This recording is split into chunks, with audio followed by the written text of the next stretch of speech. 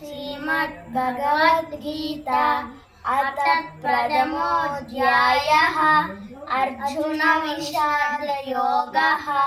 धृतराष्ट्र उवाच धर्मक्षेत्रे कुरुक्षेत्रे समवेतायुयुत्सवः मामकाः पाण्डवाश्चैव किमकुर्वत सञ्जय।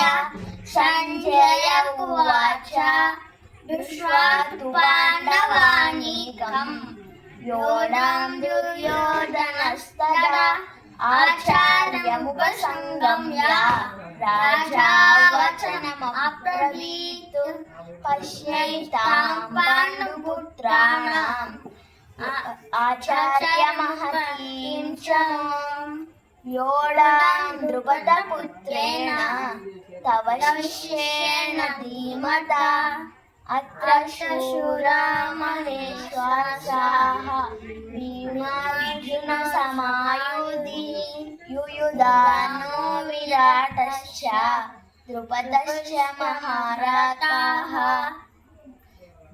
दृष्टकेतुश्च किटानः काशीराजस्य वीर्यवान् पुरुजित् कुन्तिभोजस्य शैवस्य नरपुङ्गवः युधामन्युश्च विक्रान्तः उत्तमौजस्य वीर्यवान् पुरुजित् कुन्तिभोजस्य